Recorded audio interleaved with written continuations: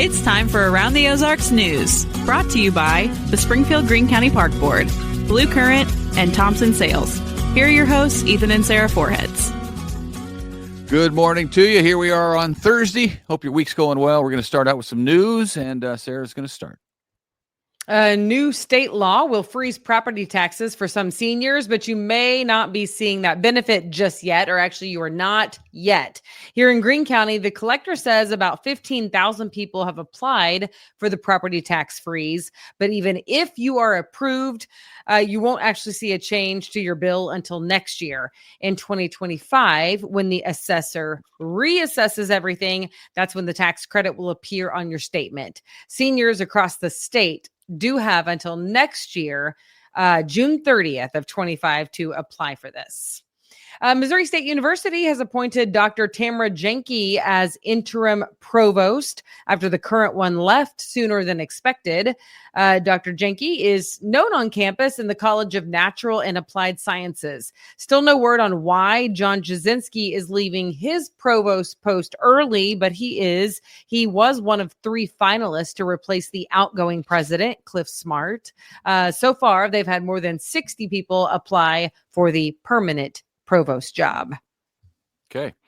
City Council in Springfield is expected to appoint Deputy City Manager Colin Quigley as interim city manager. The city is also on the hunt for a permanent replacement for the outgoing city manager, Jason Gage. His last day is January 11th. Quigley is not a candidate for the permanent position, apparently, but is well-versed in all the responsibilities there, too, having been with the city since 2007. Gage's vacancy is expected to be posted the first week of January. You may have heard about this a little bit. Bird flu is on the rise in different parts of the country. It's apparently here in Missouri as well. The State Department of Conservation suspects there's an avian flu outbreak among Missouri waterfowl. People are finding sick and dead ducks and geese all across the state. Investigators are taking the birds in to be tested. Now, you should know this is not an immediate public health concern. It is a bird-to-bird virus primarily, not bird-to-human. Numbers could be concerning for supply, though, is what we're told.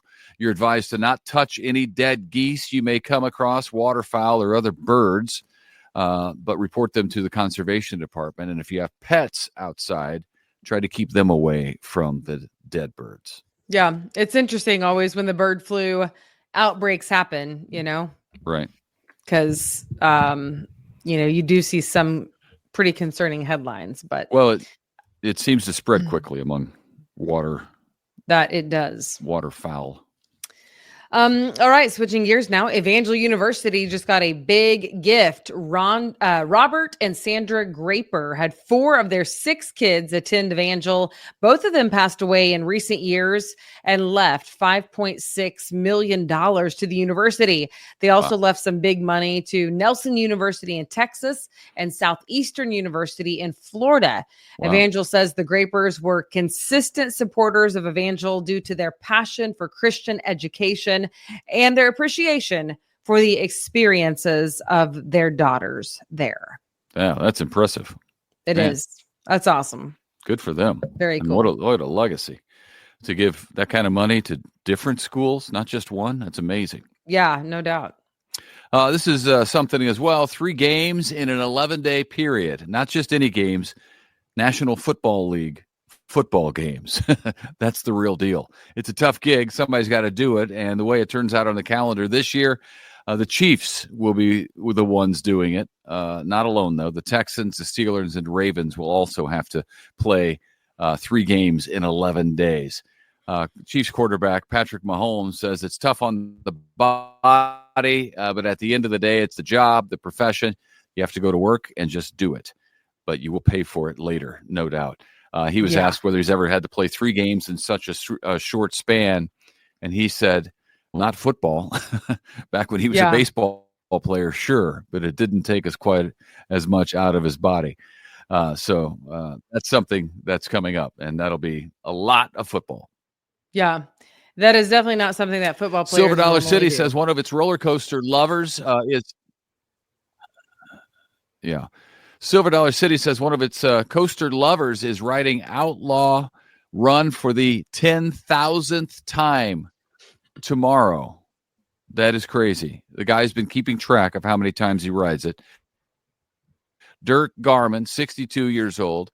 He's been riding the coaster frequently since it opened back in 2013. He makes trips monthly to Silver Dollar City from Illinois, logs about 100 rides per visit. Wow. Management is going to do something to show him some love to mark the occasion because that is, 100 times per visit. Can you imagine that? No, I can't even imagine it. I cannot even imagine it. It's so crazy. But what a cool, little gig that he's got going, So I don't know what they're going to do, but we'll find out. It's neat. All right. We've told you about some upcoming events this weekend. I know it's only Thursday, but you can start planning now, on the 13th and the 14th. So today's the 12th. So you got a day to plan. Don't forget that the Santa Claus and the Springfield Holiday Express will be on Park Central Square in downtown. You can take your pictures with Santa Claus. You can look at the mayor's tree, which is beautiful, and then ride the little Holiday Express around the square. Also, Christmas with the Cardinals is this weekend as well. So that is on Saturday from 9:30 to 11 at Hammonds Field. A family-friendly celebration, free and open to the public. No tickets, no registration. Just head out to the training facility. There's photo opportunities with Santa Claus and Mrs. Claus, free donuts and coffee, chocolate milk, orange juice, inflatables, and all things Cardinals. So lots of games for the kiddos to play, and just going to be a great time. Sounds fun. Yeah. And then a very Grinchy Christmas is happening over at the Discovery Center on Saturday. That is from 10 to 2.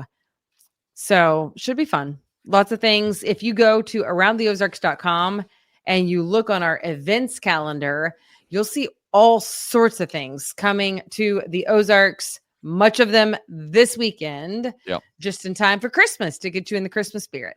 Yep. The Springfield Christmas Parade is also Saturday. I talked with Ron Hurst yesterday, and he was telling me that he took it upon himself, for whatever reason, to build a float for KY3, because they haven't really ever done floats. It's just the people, the news vehicles would drive through, and the people on TV walk alongside. Well, Ron is going to build a news set up on this big trailer.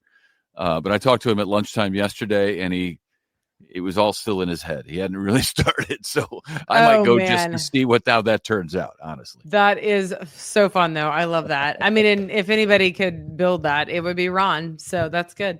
Yeah. That'll be fun. Well, hey, we have 2 contests we've been telling you about aroundtheozarks.com. You can win a Justin Ross signed jersey from the Chiefs, as well as some custom gear from Branson as the official vacation destination of the Kansas City Chiefs and Around the Ozarks. So make sure that you are playing the Branson Bowl at aroundtheozarks.com. And if you are playing, you will need this week's keyword. The keyword is golf. Golf. There it is. That's the keyword. Make sure you play. Also at the same website, aroundtheozarks.com, we have Deck the Ozarks. You can go and vote for the best Christmas display in the Ozarks. All the submissions are already in, so go cast your vote, because the winner is going to win an annual pass, 4 annual passes to the Wonders of Wildlife, plus a $100 gift card to Jim's Steakhouse.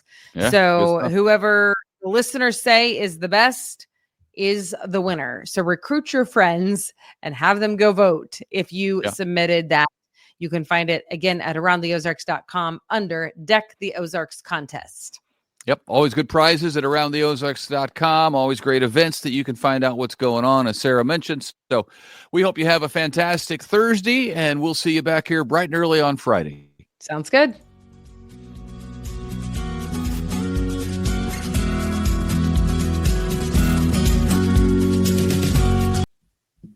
It's time for Around the Ozarks Wake Up Weather, sponsored by Command Family Medicine and John's Heating and Air. Here's your host, meteorologist Abby Dyer. Good morning, everybody. Welcome to your Thursday. It's another cold start in the Ozarks this morning with temperatures in the mid-20s as of 5 a.m.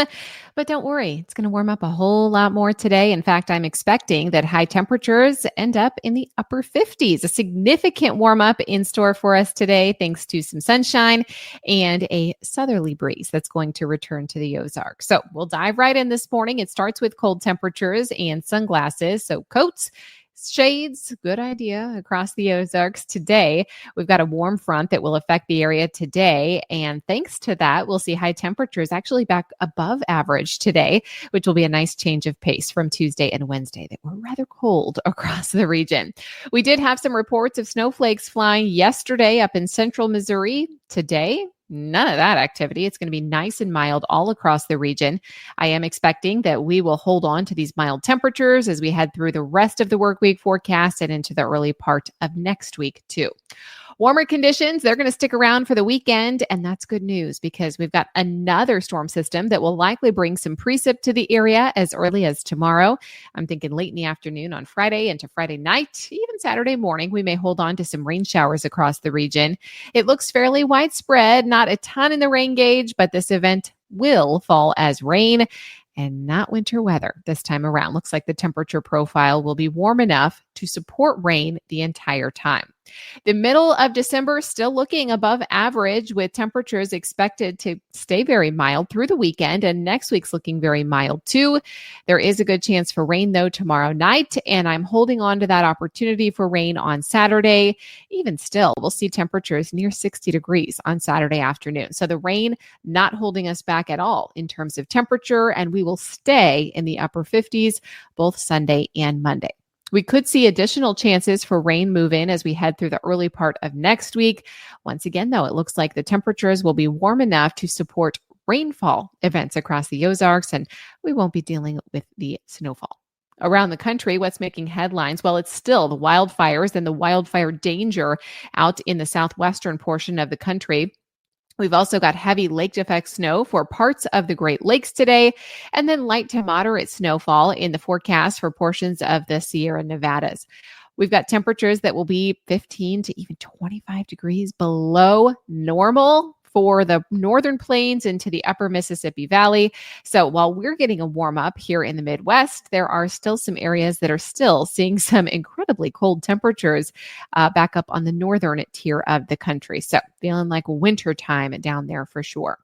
Here's a look at the Around the Ozarks Wake Up Weather Brain Twister trivia question for the day. And the question that I left you with yesterday has to do with KFC. And what country do people celebrate Christmas by eating chicken from KFC? Do you think it is A, the United States of America, B, China, C, Japan, or D, Canada?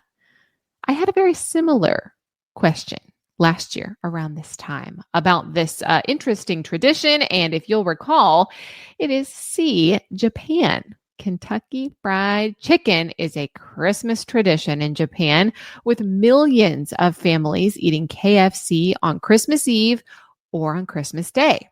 The tradition began back in the 1970s when KFC was new in Japan.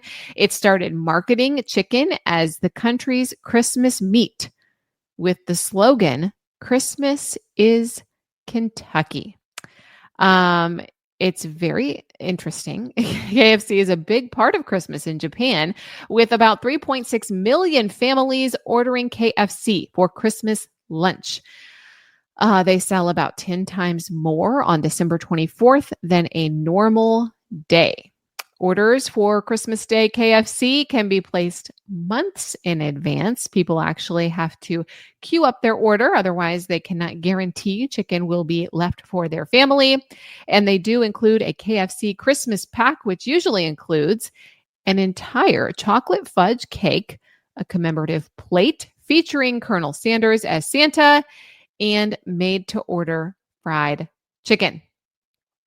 Pretty interesting. As I mentioned, the tradition was started in the 1970s when Japan was embracing the Western holiday of Christmas, but did not have many of the traditional Christmas foods for the customs. Some say the tradition is popular because Japan doesn't have many Christian traditions associated with Christmas, and Colonel Sanders may look like Santa when he's dressed in a red and white hat. So, now you know, if you need an idea for Christmas dinner, hey, check out KFC. Here's tomorrow's trivia question. True or false tomorrow? Santa Claus is based on a real person. Do you think that is A, true, or B, false? You could let me know your guess. That's at aroundtheozarks.com. Thanks so much for listening to Around the Ozarks Wake Up Weather this morning. And thank you to our sponsors, Command Family Medicine and John's Heating and Air. For up-to-the-minute weather info all day long, you can find that on the website. Just click on the weather tab. That's at aroundtheozarks.com. Have a great day. It'll be beautiful later on. 57 degrees for the high temp in Springfield. Plenty of sunshine. And it'll be mild again as we head into your Friday. Have a great day. We'll chat again tomorrow.